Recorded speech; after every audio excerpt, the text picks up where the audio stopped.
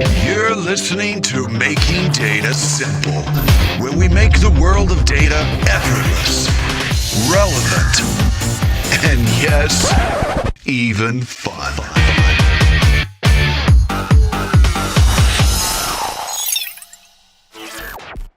Welcome again, Steve. How are you? Thanks, Al. I'm great. I'm excited about this conversation. You're going to have to push me and interrupt me. I get going and then I just never stop. I've got a communication problem. So, all right, I'll do my best. All right, do your best. But also with us today, we've got Aishwarya Srinivasan, and I'll give you a quick introduction, Aishwarya, and then I'll let you introduce yourself. But I know that you have an MS in data science from Columbia University. I also saw on LinkedIn, yes, I do some of my research here, that you state unicorn in data science, and I want to talk about that unicorn.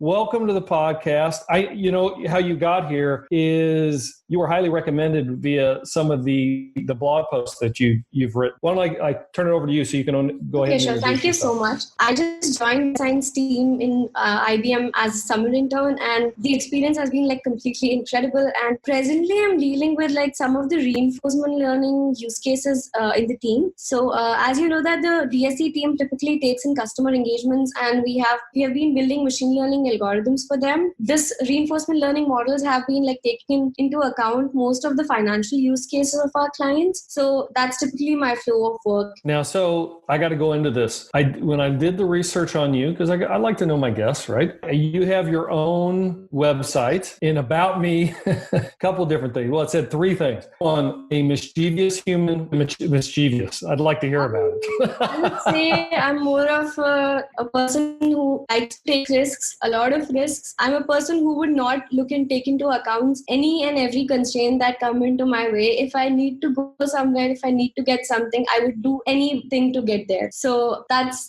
something crazy about me. And then it says, number 2, it says a data scientist by profession. I do want to talk about, let me save that for a second. I guess you finish with where you started, which is live life to the fullest, make a difference along the way. Sounds you you got a lot of passion for innovation, a lot of passion for data science. Yes. Am I right? You got a master's in data science from Columbia. I think your undergrad was more of a general computer science degree. Yeah. Why data science? What made you head in that direction? I would typically say that most of my internships I used to do is in every semester break, I used to reach out to companies and get industrial work from them, because just learning from school wasn't enough for me. So I wanted industrial works, to work with different data sets, to work with different projects for me to grow personally. So with all my work, I got to work with a lot of machine learning algorithms. So that's something which caught a lot of attention to me, and that's basically my initial seed for getting into data science. So data science, how long has the data science master's program been at Columbia? I mean, how long has it existed? It's been there for the past 5 years, and it's actually a 16-month program. I've completed 1 year of it, and I'll be graduating in December. So are you going to go on to a PhD? I wanted to go into a PhD, but the thing was I just completed my undergrad and I wasn't sure if I want to get into academia for such a long time. Hence, I chose to have a master's degree, and later on in my life, if I work for a while, and then I would get into academia again to get a PhD. When I read through your profile and as the research that I've done, it seems to be spent a lot in healthcare. Is that true, or is it also? Healthcare is one of the recent projects which I've taken up at Columbia Medical Center.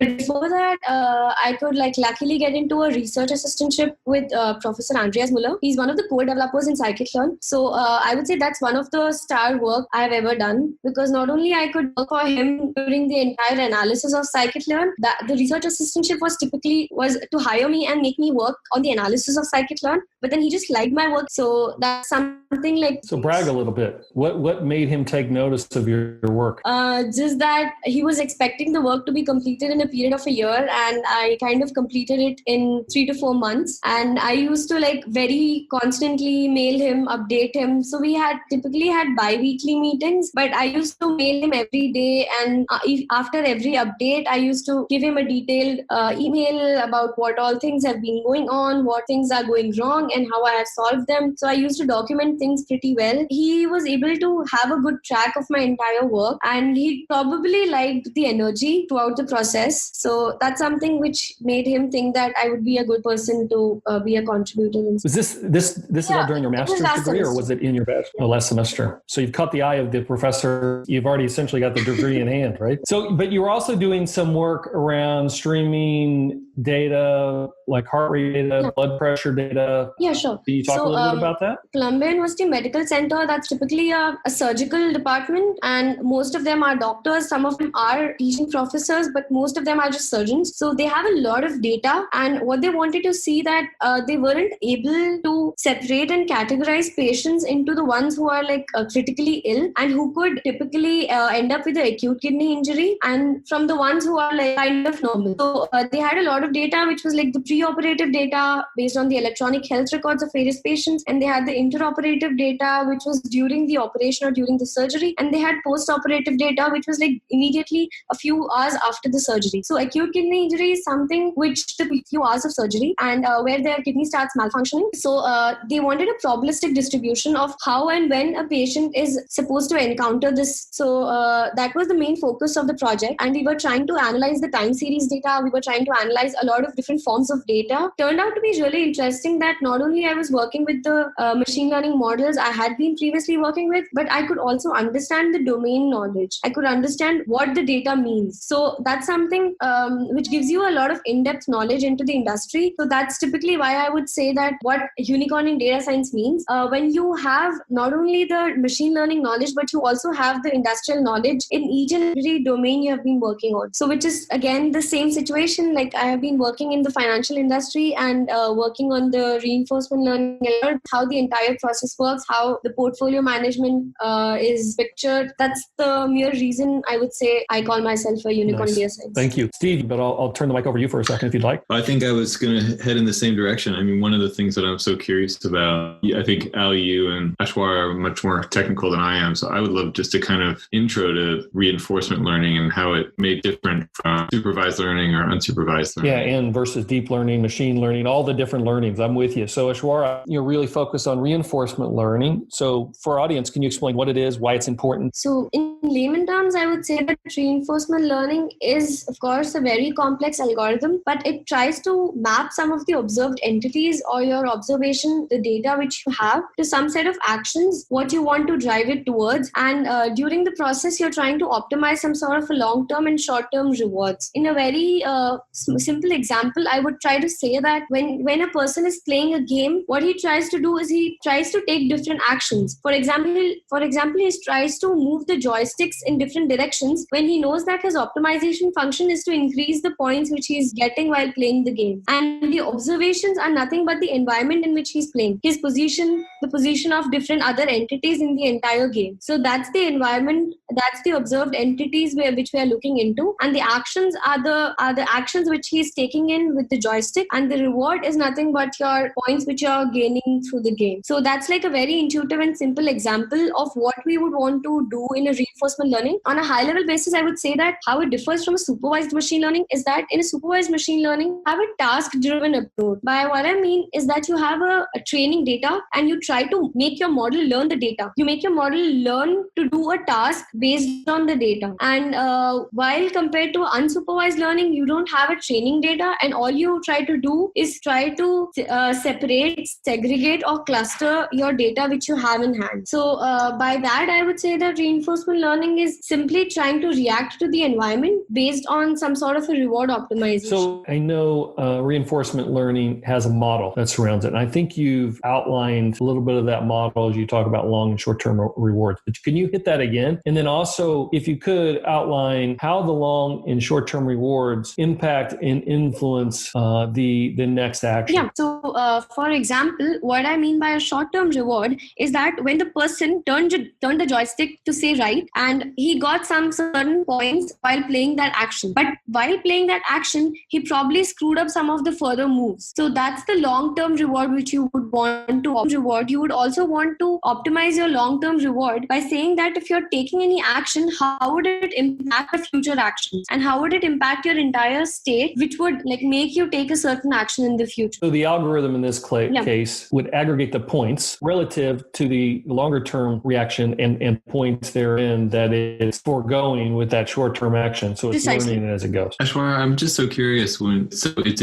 easy to understand some of this in the context of games, but when you have some system that's more complex, like the universe of banking or healthcare, how do you adapt reinforcement learning? Do you change the tool set that you use inside of the reinforcement learning? So what's the let me give you a simple example of my work at IBM. So I have been developing the reinforcement model for a trading environment, and what happens there is, for example, you have the previous stock prices and you try to learn the trend from the past n days of historical data. You try to learn about how high and how low the prices have been moving in those certain time span, and based on that you try to take an optimal action. For example, if somebody says that you take into account the previous 30 days of closing price and you compare that with your present closing price, if you see that the present closing price is at least X% higher than the previous n days of closing price, you feel that there's a higher trend and there's an increasing trend and you go for a buy. This being X% higher and taking into consideration the previous n days of data, all these are the variables which come into consideration when you're making a strategy for trading. So all these variables are auto-generated by the model, and the model itself understands about how many days it has to take into account, what percentage of increase does it have to look for when going for a buy or a sell action when it comes to a trading environment. How do you keep from overfitting the model? I wouldn't say that there's no overfitting in the model, because reinforcement learning keeps on trying optimizing the reward function, the entire quality function. So here there's no overfitting, because you're not trying to upper your data with some sort of a label. So I don't want to turn into a stock assessment here, but the one thing, just as it relates to stock, if you're an investor, that is interesting in here, it would seem that model would be predatory as efficient market theory, meaning the market is efficient at any given time. But if you're one of the ones that don't believe in efficient market theory, which investors that may listen to us out there that I'm not one of, I feel like, emotion drives the market all the time. Now, efficient market does work, it drives the market as well. And I presume a model of this form can't predict that human emotion piece. I would say that I totally agree to what you're saying. So the model which we have built at IBM is not just taking into account the historical prices. There are n number of different external and alternative data which we have taken into account. So the thing is, we have put the entire model to a pattern, and we have already cleared that process. A lot about the model here, but then it's not just the historical prices. We have a lot of external data which is driving. That's interesting to me, because kind of what you describe is a MACD or stochastics, some historical assessment tools that you can use, but this is on steroids. And it sounds like what you're doing, relative to my question, is putting some of the emotional back into it. In other words, what you see the market doing in terms of perhaps sentiment analysis, social feedback, to build that into the recommendations as well. Is that true? We have been presenting the model to some of the clients, not the details of the model, but the high level diagram, and we shared the results. So surprisingly, some of the financial clients, they were very eager to know more about it, and we got an engagement with Credit Suisse, and I will be going there for a full-fledged presentation on 24th of this month. Nice. Well, don't give it all away. I think if us three get together, we can go make millions over this. You know what I'm saying? Why would we give this away? So Aishwarya, talk to me about the Markov property, which says the future is independent of the past given the present. That's like a tongue twister. It's kind of I would say in layman terms, it essentially means that if you have the information about your present state, then what you're going to derive for your future states would be just dependent on your present state and would not depend on your past. So your past would have already affected your present, right? Or your present,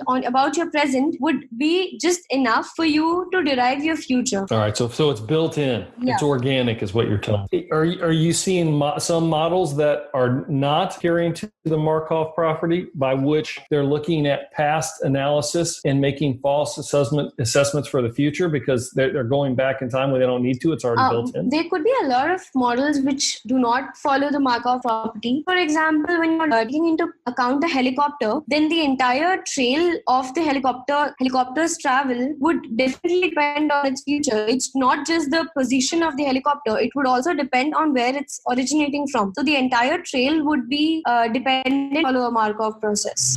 I'm kind of curious to dive a little bit more into open source. It sounds like you've been working with the scikit-learn library for Python. What interests you about open source, and where do you see things changing in open source as time goes on? What interests you? So I would say the most fascinating thing about open source itself is how transparent and how easy it is to share your expertise. So, and it also like curbs out a lot of redundant work in the space. So there may be a lot of people who have already been working in a certain set of modeling and building. So it's very easy for the others who are also working in the space to reuse that part of the code, and it enables them to add on their thoughts into that part of the model. It's not just restricted for you to use a specific model which is out there. You can also add your entire thoughts. You can add your testing. You can add your innovation into that model. So that's what makes it entirely fascinating. And there's like none of the hidden states over there. There's no hierarchy. So for example, if I do not have a in-depth understanding of how a logistic regression works, I can very well open up the source code and try to understand how is it computationally working. So that's something which makes it very fascinating for computer scientists, for data scientists, and any of the other statisticians. Is there a lot of argument about whether things should work differently in open source? Do you see a lot of conversation around new models that get put into the module and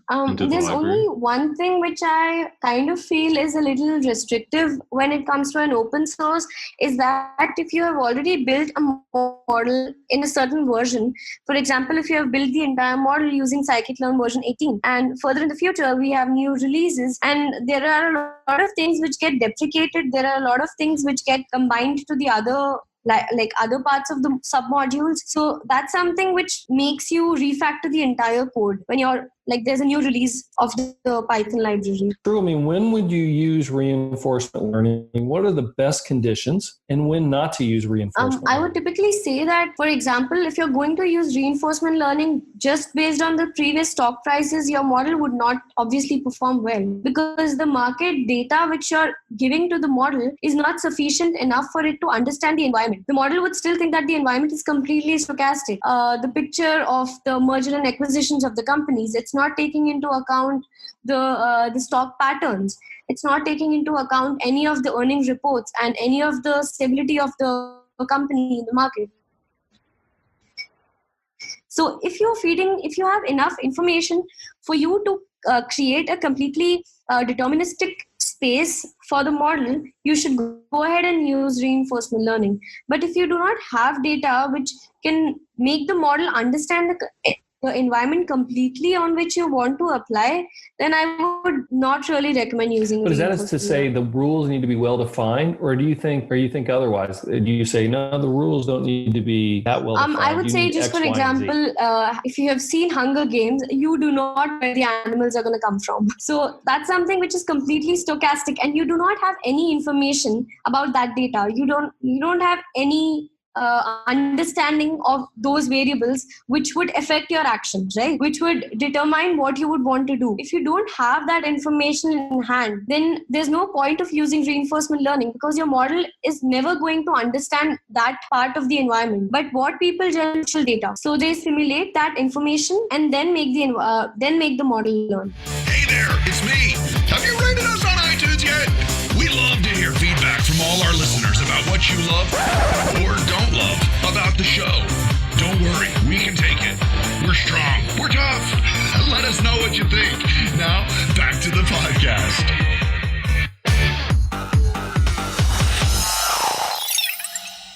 So Aishwarya, if you can net this out, because bottom line in terms of what are the three fundamentals that you have to have a great reinforcement learning model, like X, Y, and Z, what would those three things be? I would say you should have a very well-defined observations about the environment. You should have a well-defined statements. Would have the details about what your model should take, and you should have a set of actions, the possible set of actions. But the thing is, the set of actions are not something which gets cumbersome at times. It's typically the state space, which is really hard to define. And for example, a person who is working on a stock market might not actually know the entire intricacies of what all data does drive the market, right? So that's something which is very crucial. People would know that we can do a long or short trade, but they wouldn't know the entire data set or the entire set of variables which drive the market. So I would say the most important things which you would need to build a reinforcement learning algorithm would be the set of entities which you're taking into consideration, the state space, how you're building the state space out of your entities, and the set of actions which you would want your model to take. And I think you might have referenced this earlier. I know you've done some work in the healthcare industry around predicting kidney injury or acute kidney injury. And those would seem to be the stock market and acute kidney injury completely 180 degrees apart. What do they have in common that make reinforcement learning, make the model work with both I those would say scenarios? I wasn't working with reinforcement learning when it was the medical data. Oh, okay. Yeah, because there was no action space, right? We are not trying to take any actions. We're just trying to predict the probability of the patient getting the acute kidney injury. So that part of the project was nothing related to reinforcement. So it goes back to supervised learning then? Yeah. All right. Very well. Okay, that makes sense then.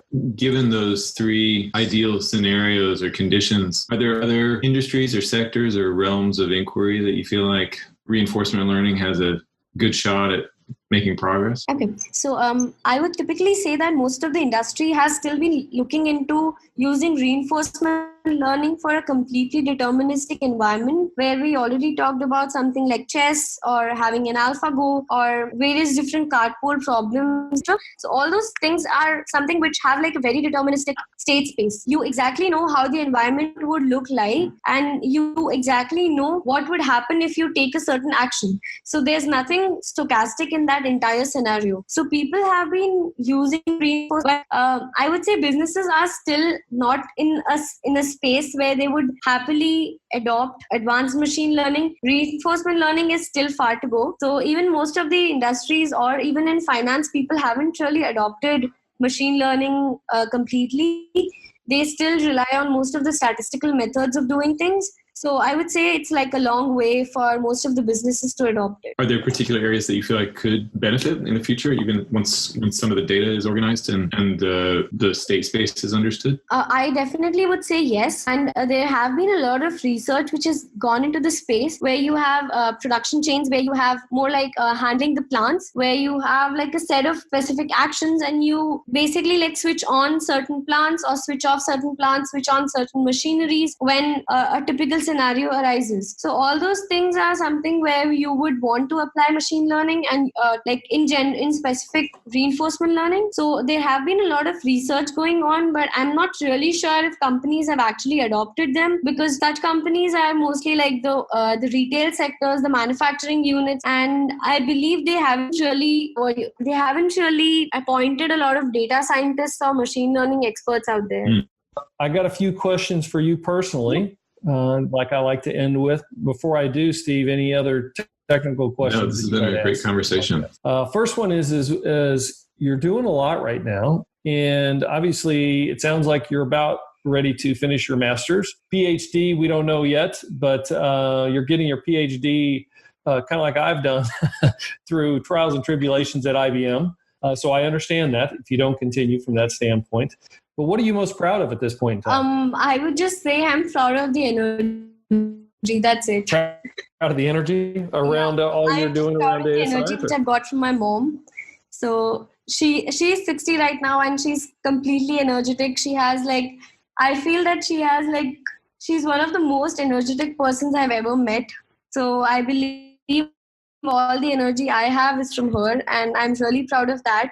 The energy is the only thing which makes me drive forward, and which makes me think that there's no end to anything. There's no end to learning. There's no end to like anything. Like the world is going to go ahead. It's not going to stop in the next 100 years, not going to stop in the next 200 years. So it's going to go along, and you would have to like catch up with it. So I was going to ask you the second question, but it sounds like you already answered it, and that is, what drives your passion? It sounds like your mom drives your passion. She's your role model. Yes, I would say she's my role model. Is she a data scientist? Now that would be impressive. She is not. She's a researcher, but she's been working in a business school in India. And she's a researcher who gets to make all the content for the students who are coming for MBA. So I would say actually she was one of the first people who made me use IBM SPSS when I was in 7th grade. So people would not have even heard about what data is, and she used to make me learn SPSS. Impressive. So that is impressive. And it doesn't surprise me you come from an academic or a learning family. That makes sense. But 7th grade SPSS, yeah, that's impressive. That's pretty cool. It's very cool. Did you have models that you've created at 7th, 8th grade? No, I haven't changed anything. It's just that she used to teach me everything she did. So she used to teach me things which I never understood, and I was like, what the hell is she even talking about? But that's what us parents do. So she's done a good job. So speaking of, then, how do you learn today? How do you keep up with everything? Because it's changing fast and fast. You can get easily discouraged. Honestly, so how do you keep up? To all the listeners, if you are on social media, quit. The only social media you should have is LinkedIn. Be addicted to LinkedIn. That's enough for your learning. You have tons and tons of things out there. Read about everything that interests you. That's pretty much enough for you to keep up with what's happening out there. Are there any books or any any collateral that you read that you find incredibly interesting that you put at the top of the list? The Secret. And apart from that, if you're looking into academic ones, I have a list of them, and even I have the links to the free books on my personal website. So just in case you want to look up into different domains of advanced machine learning, I have everything up on my website. Nice. Thank you. Is there any questions that you wish I would have asked that you had a good answer for that we didn't get to, or that you really think is important for us to say before we break? I think it was an amazing conversation. Thank you so much, everyone who joined the conversation. It was great discussing with you for something more to come. Yeah, this was great. Well, Steve, Aishwarya, thank you for joining me today. I think this is one of those podcasts where the learning continues, and in the sense that people can reference your website, they can reference your blogs, and continue, just like as you say. Your mom would be proud. So thank you all. I appreciate you so much for being here. I learned a lot. Thank you Talk so to you much. next time. Thanks, Al. Thanks for listening to the Making Data Simple podcast, where we make data fun. Be sure to visit IBMBigDataHub.com/podcasts to access the show notes and uncover even more great episodes. Remember, the views expressed here are those of the host and its guests, and do not necessarily represent the views of IBM. Until next time, over and